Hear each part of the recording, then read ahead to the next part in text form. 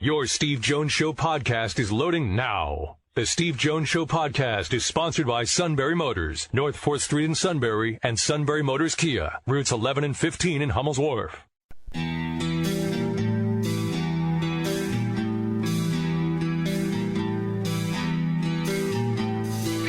Sports talk where your voice counts. This is the Steve Jones Show on News Radio 1070 WKOK. Now from the Sunbury Motors studio, here's Steve Jones. Sunbury Motors, 4th Street in Sunbury. Sunbury Motors Kia, routes 11 and 15, Hummel's Wharf. Online, sunburymotors.com. Ford, Kia, Hyundai, the best in new inventory, great pre-owned inventory with the Sunbury Motors guarantee.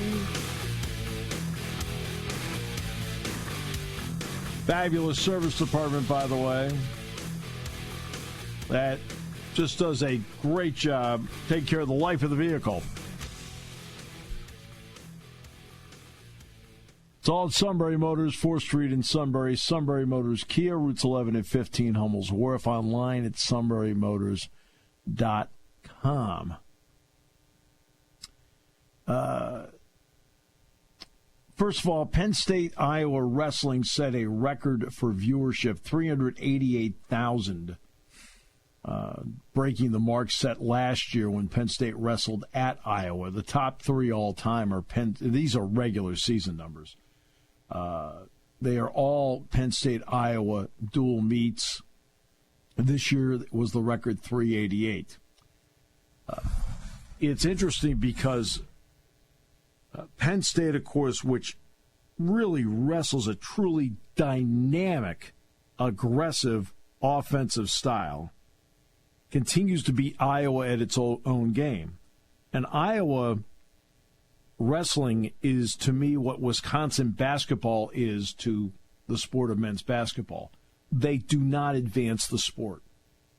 Iowa wrestling does not advance the sport. Here's the reason why. Spencer Lee advances the sport.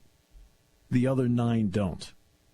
Because when I talk about Wisconsin basketball, they played Illinois the other day. The halftime score is 20-16. Really? Does that advance the sport? No.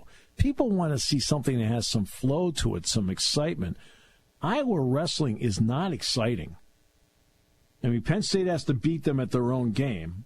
I got it, because they're constantly wrestling from a defensive posture, so they're really difficult. They're skilled to begin with, but they also wrestle defensively. They don't wrestle in an exciting style. Penn State advances the sport because they're dynamic. You watch them with Ohio State coming up on Friday night. It'll be dynamic. And dynamic brings with it the casual fan. Dynamic brings with it the casual fan.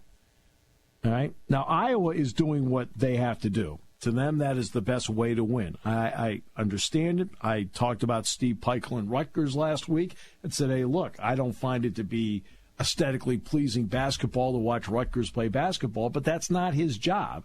Just like it's not Brand's job to do that. His job is to get his wrestlers to the point where they can win national titles and they can win a team title. So they pick the style that works for them. But that doesn't mean it's great for the sport. Wisconsin basketball is great for Wisconsin. It's great for how Greg Gard needs to play, but it doesn't advance the sport of basketball. Iowa does not advance the sport of wrestling. Wrestling fans are wrestling fans, but you can't expand the base of fans if you continue to watch the style of wrestling that they wrestle. Penn State, on the other hand, expands the base. They're dynamic. They're fun, exciting. They take chances. They don't worry about taking chances. They want to score. They want to score points. They want to outscore you. Just an observation on my part. It's the same observation I made last year. It's the same observation I made the year before when Penn State wrestled Iowa, and we did this story on the ratings. So it's this exact same conversation I've had for 3 years. That's why Penn State's been the best thing to happen to college wrestling in a long, long time. Because Cale Sanderson and what they promote here advances the sport and gets more casual fans to look over and go, you know what? I love that. I want to watch that. I want to watch more of that. That's what Penn State does. Right? Okay, let's see. Ooh, I get to make a post-game order. Great. Can I pick my restaurant? No, I'm just kidding. All right. So that's one. We'll stick with TV for a moment, and then we'll transition over. Couple of TV notes. We'll start with the Pac-10. The Pac-10 met yesterday in Tempe, Arizona.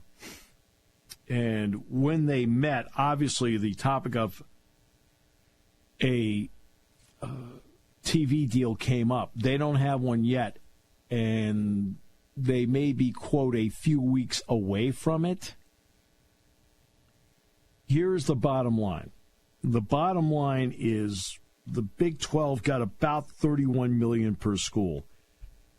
The Pac-10 can probably expect 29 to 32, somewhere in there per school. But they're also going to, it's one thing with the Pac-12 networks, they're able to maybe dictate a couple of kickoff times. They might not be able to in this deal. But George Kliavkoff, who was vocal during the USC-UCLA discussions, well, mostly on UCLA. I mean, he had no control over USC, zero. Who was so vocal about it and made some really, as I pointed out, interesting statements. But as I also said, look, he's trying to not only save the conference, he's trying to save his job. Well, I think he has saved his job. Now he needs this piece to save the conference.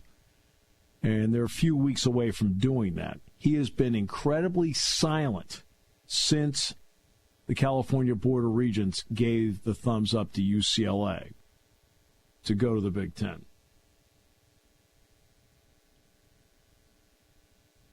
And that's what's interesting about it. He's been, and to the point where he's making some people out west nervous, but I think now's the time to have, quote, radio silence on his part. Just hammer out the deal you need to with ESPN, maybe with Fox, maybe with Prime Video, and then get everybody to sign a grant of rights to go with it. But that's where they stand at the Pac-10 right now. There's really no place for anybody to go at this moment.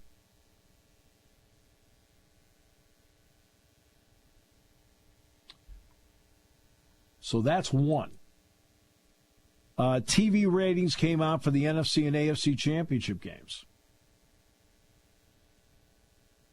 Matt, I'm sure you're sitting there saying the Eagles were a huge hit. That would be correct, right? No, I would think actually the AFC championship probably, I don't want to say significantly, but I'm sure it had a pretty decent margin on the NFC title game. And what is the lowest rated playoff game so far? Probably the NFC title game. No, it was actually the Eagles and Giants. Had the lowest viewership of any of the playoff games. Really? Yep. And the NFC Championship game, 47.5 million. Gigantic number. With San Francisco. 47.5 million. But 2.5 million fewer than last year's NFC title game. Now that I find interesting, considering the LA Rams that supposedly nobody cares about were in that and hosted that game. I get it's LA's big market, but nobody cares about the Rams out there. I find that's interesting. Well, it was also the 6:30 game last year. That's true. Yes, that's a good point. Kansas City and Cincinnati, 53 million. There you go. That's kind of what I expected. 53 million for the AFC title game. These are tremendous numbers. Anybody would take. Yeah, I mean, are the NFC numbers 2.5 million fewer than last year? Sure. But does that is there any network on the planet that would sit there and go, please? That's terrible. We got 47.5 million? Really? I mean, when I was talking about the wrestling thing, that was 388,000. Okay? That's not even 0.4. I mean, you're talking about $47.5 million, and then the AFC title game, $53 million. So NFL football continues to be king. Unbelievable. I mean, of all media, overall media. I mean, TV show gets $10 million right now, and they're doing cartwheels in the network office. $47.5 million, $53 million. Yikes! Sunday Night Football, I just heard today, was for the 12th consecutive year rated number one in prime time. Well, and the top 20 shows of the year, I believe 17 of them are Sunday Night Football games. There you go. Okay. So, I mean, there you are. As I pointed out 2 weeks ago, for 2022, of the top 100 shows, 94 were sports, 82 were NFL. That was the top 100 shows in viewership last year. 94 were sports, 82 were the NFL. By the way, 0 NBA games, 0 Major League Baseball games. And obviously 0 NHL games. Not one game of the NBA Finals cracked the top 100. And no Major League Baseball games cracked the World Series. None of the World Series games cracked the top 100. That's how dominant the NFL is. You are talking about the NFL just owning it. A lot of others were college football games. Believe it or not, the Kentucky Derby broke the top 100. And yes, the Beijing Olympics last year were in the top 100, most of it barely in the top 100. Beijing Olympics were kind of, with the time change and everything, it's difficult. You love storylines. This is where you and the suit are on the same page. You love storylines heading into a game, correct? I do. We'll run down some of them in a moment on News Radio 1070 WKOK.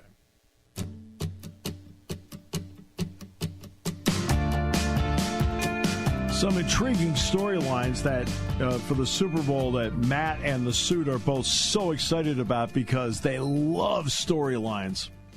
Did you know there are brothers playing in this game against each other for the first time ever? Yes. Well, golly gee willikers. Wow, must be great to be Donna Kelsey. She can't lose. Correct. I mean, golly. And you know what's really great? They'll never once see each other until after the game because they don't play against each other. So does it have anything to do with the outcome? No. Did you know, and I was shocked when I read that Andy Reid used to coach the Eagles. You know, that I didn't, it was kind of fuzzy, but yeah, I think I kind of knew that. Willikers, he hasn't coached there in 10 years. Okay, great.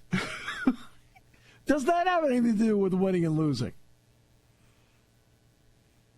No. Yeah. No. All right. Bradley Cooper and Kevin Hart are big Eagles fans.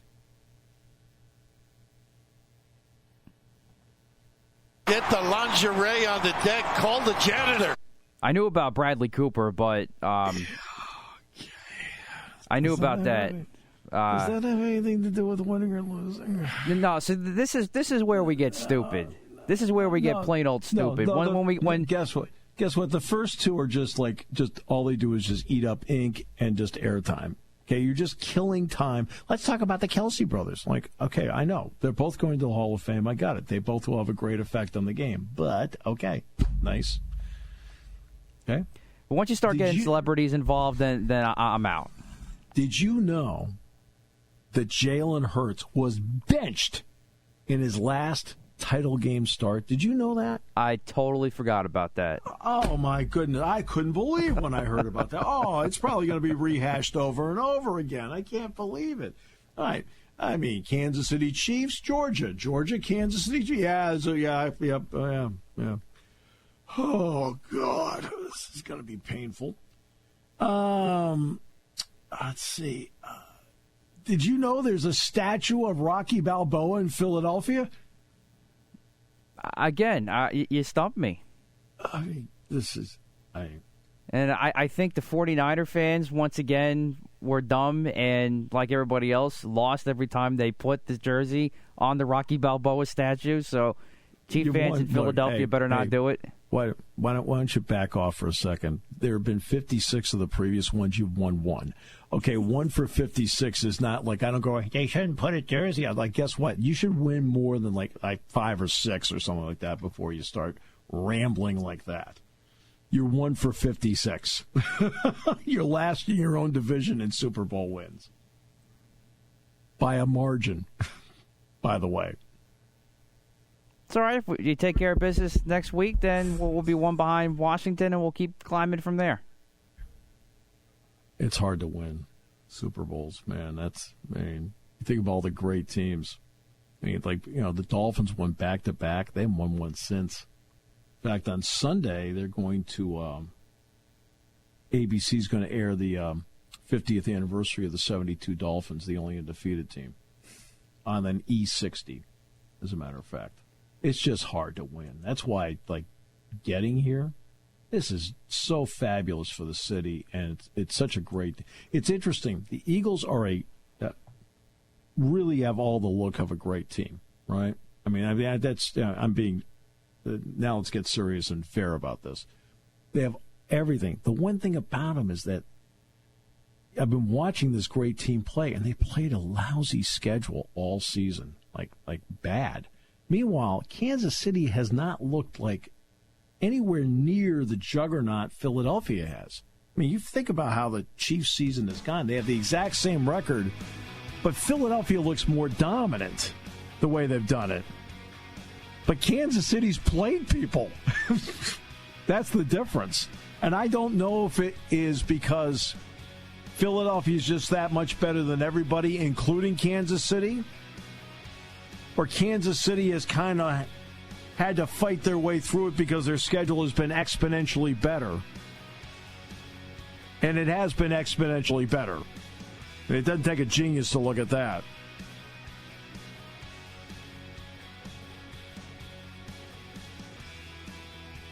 And it's also when you play certain people, too. But Kansas City has not looked. Philadelphia has looked better every single week this season than Kansas City has when Hurts has played. I mean, they've just looked better.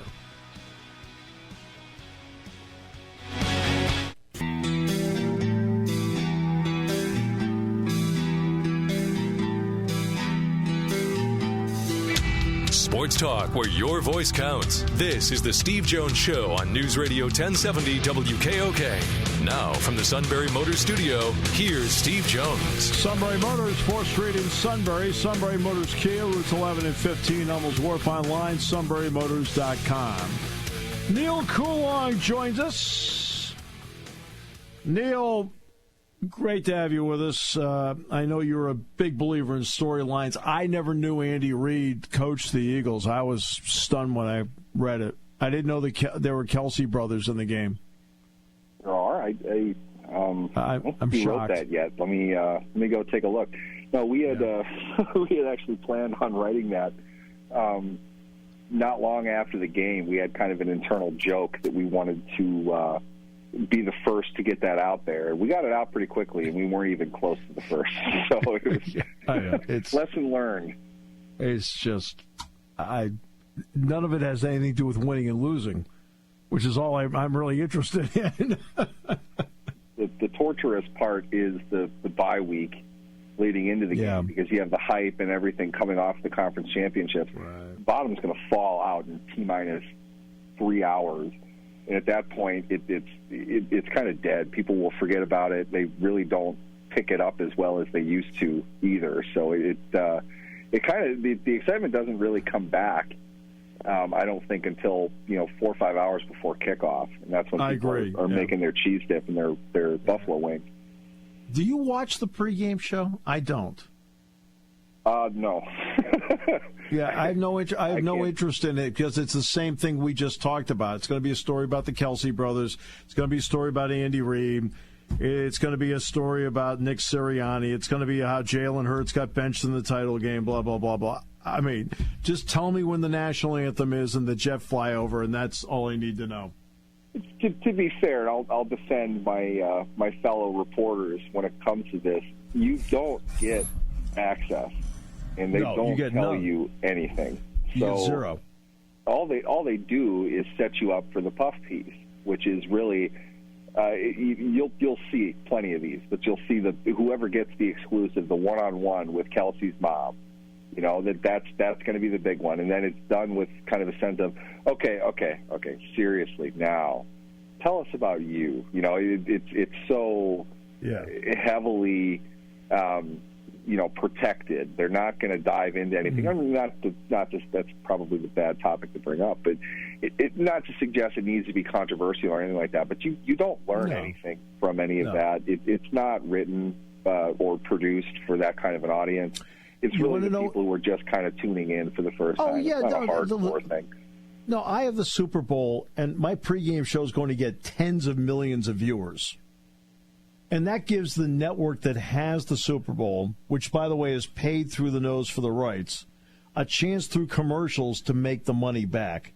Okay, and so I'm completely for that, because on a business model, you have to do it, and I totally agree with it. That doesn't mean as a viewer I want to watch it, because I don't want to watch it. But the difference between a Super Bowl and either a college football playoff, or I'll give you the most recent example I went through, the Rose Bowl, is that the Rose Bowl, when they finally have media day, where they open it up, they have to have every player available. The freshmen are available for the first time. Oh, now you actually do have fresh stories out there to tell, as opposed to covering an NFL team where you've been around them all year and there's nothing to tell. Yeah, I could definitely see that. I laughed because it's a long-running conversation that I've had within the space. College is infinitely harder to cover, in my opinion, top to bottom, than the NFL is. The NFL built itself to be accessible. I know that sounds crazy, but in comparison to college, where you don't get injury reports, you can't speak to almost the entire roster. Most of this depends on the school, but the high-level stuff, you're not getting a whole lot of that, of course, unless you're Steve Jones. Then you probably get more than the local beat will. But overall, you're restricted to the point where you're calling out the specific day in which you can actually go talk to the freshmen. That day is in January. They've been there in some cases since the previous January. You know, it's harder to do that. You know, the injury report is the big thing that I always point out, just because that's a critical component to day-to-day coverage of an NFL team. You're going to be discussing injuries minimum 3 days out of the week, and if it's anybody of significance, it's every day. You're going to continue to go over that. You've got that to draw from, and then with it, the spider graph of the story will lean probably heavily into backup or schematic, whatever it is. You have to account for the potential absence of whichever player it is that's hurt, and there might be a couple of them.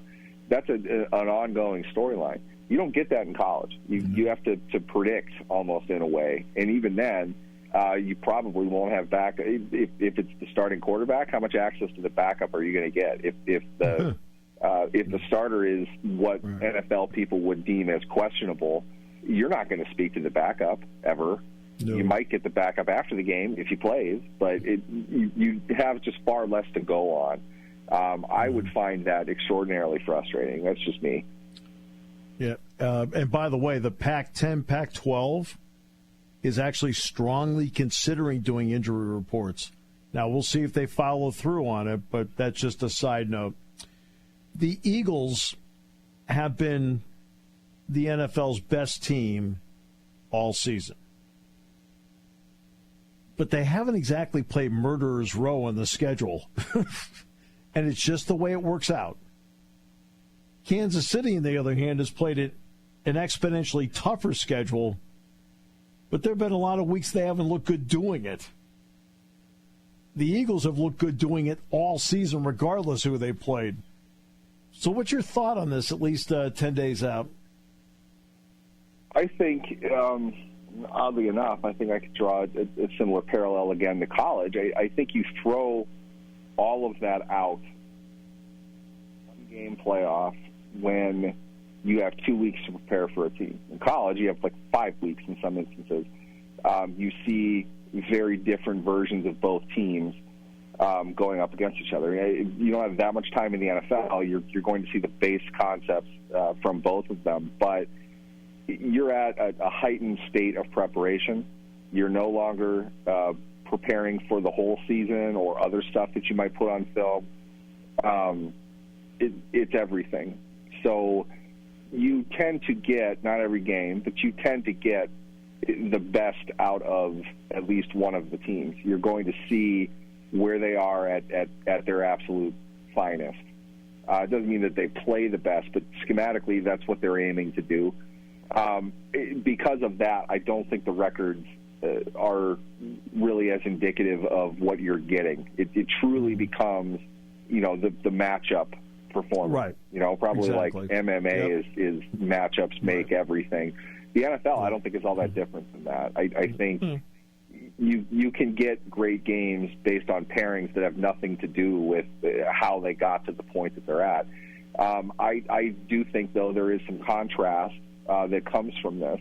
I've seen Philadelphia play probably the best football consistently this season. I picked them to get to the Super Bowl. I also saw Philadelphia play against Detroit at a point that Detroit wasn't playing particularly well, and Detroit should have won the game. So it's the NFL. It's hard to draw much from more than where you currently are, maybe back 2 weeks. Now you get into Super Bowl, all that's kind of thrown out. You've got a neutral weather environment at the worst. By and large, they're going to have their best foot forward. You'll see some great things out of Philadelphia's offense. You're going to see, assuming they're healthy enough, Patrick Mahomes probably do some things that human beings simply can't do. Those things will combine to create the end result. But I just find the Super Bowl that the better team wins that game more often than not. Yeah, and that could be a record thing. It might not be. Yeah. The one that I would use the most often, after the 2007 season, we saw the Patriots lose their first game. Right. The Giants were the better team that game. I don't think it was really even questionable. If anything, it wasn't as close as it should have been. The Giants outplayed them. And, records are obviously significant for a game like that. By and large, though, they're good football teams. But the better prepared team that's healthier, that has more depth, tends to win. And I think that's Philadelphia. Yeah, I think people forget that the last game of the regular season, the Giants played the Patriots and they went toe-to-toe with them. I think they kind of walked out of it and said, you know what, we're just as good as they are. And I think then when they came back and played the Super Bowl, they were the better team that day. Hurts played for the first time. Hurts looked like he played injured, and they got away with it because the Eagles are so good. I mean, I think this Eagles team is a more complete team than the one that won it 5 years ago. I would agree with that for sure. And I think if we're really going to dive down the rabbit hole of this, I look at, in this generation, it's impossible to avoid, but the Patriots established what a team needs to do to win consistently. And obviously having Tom Brady is a large part of being able to win consistently, as is, Aaron Rodgers, Drew Brees, et cetera, et cetera. When you have that piece solved, though, you have to constantly reinvent what you're doing. You have to be able to pivot into different things for different situations. And the Patriots had enough success, and they played long enough that at a point where they've put down so much film with the coaches and the players that they have, teams would catch up to them eventually and knock them off. That was the point in which they got away from what they would do, because the main thing that they always did was build for that sense of versatility. And in that, Belichick found market inefficiencies all over roster. They were able to do things at a high level in a very specified way. They played situational football all the time, that they could get away with, essentially a lack of skill position players at wide receiver. With the exception of Moss, they didn't have traditional receivers. They used their receivers in a very different way. Now, you can get away with that when you have Rob Gronkowski. But Gronkowski was a part of a new wave of tight end that wasn't being used in a traditional sense. Another market inefficiency. They got him in, round 3, something like that? Yeah. Eventually they're going to pay him, but the idea is that they were able to find all of these unique pieces at low cost and low capital expenditure to create an offense that was still very hard to defend. You couldn't really prepare for them. They could do whatever they wanted to do. I feel Philadelphia has found a way to do that. And 10,000-foot level, a large part of it is this is a team, and I don't know if this has been stated enough or by the right outlets at this point, this is a team that fired its head coach, made a mistake on a contract extension for its quarterback after winning a championship, and is now going to be the favorite in another Super Bowl 5 years later. What team is able to do that? I mean, think of it. Find another team. We fired our head coach. We missed on our quarterback's big contract. Mm-hmm. We replaced those pieces. Within 5 years, we're in a championship game again. It doesn't happen. I mean, it's really hard to do that. Well, you know what the irony is? The last Super Bowl played in this stadium was the Russell Wilson Butler interception at the goal line. Yeah. Right? That was the last Super Bowl played in this stadium. That was also right before Wilson got the gigantic contract, and Seattle had all that capital to spread around other places. The Eagles have a second-round pick, and they've spread the capital around to everywhere else. And I think that's the similarity between Super Bowl teams, is that the Eagles were able to get there because they didn't have to spend money the last couple of years on their quarterback. Yeah, but look how quickly that transition took place, though, because they still had Wentz to some degree. Now, granted, let's be fair, they fell forward with Wentz. I mean, they were able to trade him for pretty good capital for what they lost. I mean, they won and won in that deal. Howie Roseman got the Tennessee guy Robinson fired. Probably. Why? Because on draft day, I was beside myself. One, you don't trade A.J. Brown. Two, if you're trading him because he wants, Philadelphia gave him low market value. It wasn't even like the top contract. I know. It's crazy. This guy's a stud. I mean, there's no way in the world I wouldn't want that guy on my team. Oh. I'd have paid him $150 over 5 years. I think he's that good, and he's proving that. At the same time, though, they cratered, and they were able to get Devontae Smith, who is a phenomenal player. You put that in with your quarterback, and you're setting up your structure to something that you and I have talked about recently. There's so much cover two that's being played. The quarterback is able to run. So, let's just take what the defense gives us, and if they give us over the top, we're going to go for it. And not only that, he kills you in the red zone because you have to account for him in the red zone. So you can't blitz. You can't blitz that guy, and you can't drop him in the coverage either. Exactly right, and that nullifies the man advantage that a defense would have. You have to account for the quarterback, and you have very little time to do it. So it's pick your poison to a point where I think this is a lot of Philadelphia's offense. They do so much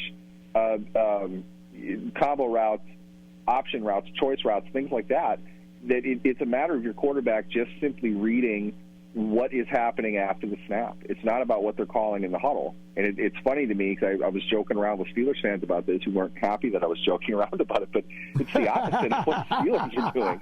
And it's like, I don't think it's a surprise. You have an offense that has some legitimate high-level talent, but not, world-beating all cases. It's just they're a step ahead of you in everything that they do. They're that good. They're that competitive. All right, this is just the beginning.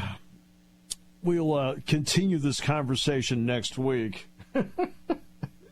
And you know what? Just for a couple of jollies, we'll actually break down some of the key matchups.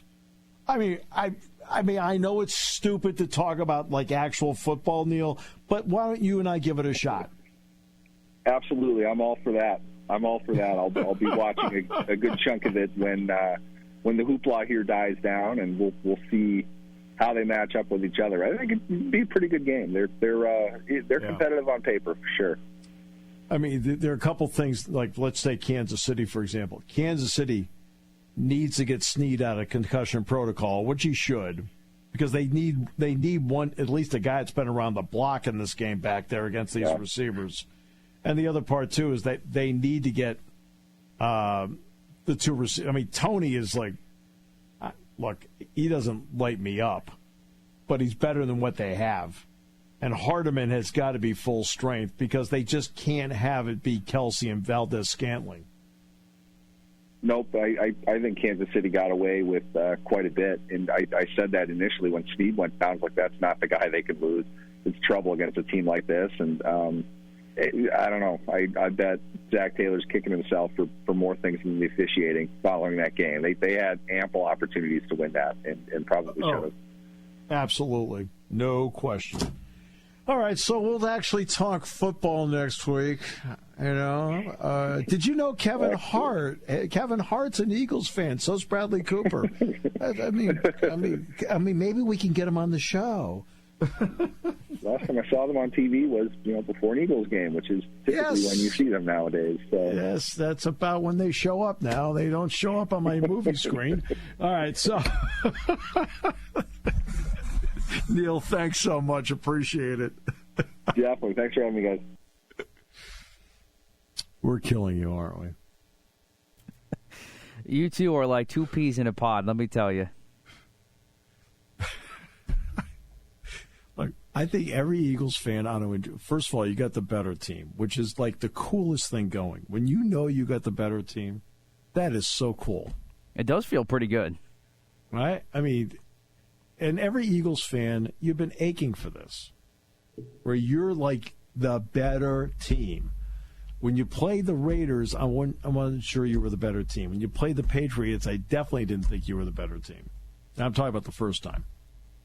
Now, if you remember, on the Super Bowl with the Patriots-Eagles, the second one, now you weren't doing the show. I picked the Eagles to win the game. Everybody's like, whoa, really? Whoa. I picked them. Now, did I think they were better? No. but I took a stab in the dark and thought, you know what? They're playing pretty cool football right now, and maybe they can pull this thing off. Right? But I didn't think they were better. This one, I think they're the better team. But are they better that day? That we'll have to wait and find out. That's the part you don't know. Okay? And these injuries for Kansas City are going to be very interesting to keep a close eye on. Though I agree. I think you'll at least get Snead back because you have 2 weeks to get out of protocol. Right. But it's the same thing with Hurts. Hurts has an additional week now where that shoulder's got to feel better. Yeah, and Mahomes, too, with the ankle. Right. And Mahomes with the ankle, the extra week. Because this is the week. You know what they're doing this week? The coaches are all game planning. The players are resting, and they're taking care of all the tickets, all the nonsense that you have to take care of. That way, when they get there, they can go about their business. Exactly. I mean, the ticket thing. I need 12. Oh, Jesus. You need 12? Really? Oh, God. Really? Jeez. Oh, no. You don't need 15? Oh, what a relief for me. You only need 12? Oh. And then apparently now, Darius Slay's wife apparently makes this really good banana bread pudding or something, and she's trying to find a way to get that over there because I guess that's become a routine now for the team where she makes a big thing of banana pudding for them to have like after a practice one day or something. So you got that too now. Who knew? Trying to summon up anything inside of me where I care. All right, back with more in a moment here on News Radio 1070 WKOK. F-O-U-L-E-D, that spells founder. There's something to be said about a sale with a handshake, a service technician who really knows what he's doing. They can explain it in English what the problem is. There's nothing better than having that friend you could trust in the area. That's Sunbury Motors, where you get selection, knowledgeable salespeople, and prices that fit your budget, and more important, that friend you can trust. Welcome to Sunbury Motors, Kia, Ford, and Hyundai. You could shop other dealers and compare prices, but at Sunbury Motors, you get their lowest price promise. They research the current used vehicle market and guarantee their used car prices are the lowest. If you find a lower price, Sunbury Motors will beat it. 3 dealers all in one. See their full new and pre-owned inventory at sunburymotors.com. Pick out a vehicle you like and schedule your test drive online. Follow them on Facebook. Sunbury Motors Ford and Hyundai, North 4th Street, Sunbury, and Sunbury Motors Kia, routes 11 and 15 in Hummel's Wharf.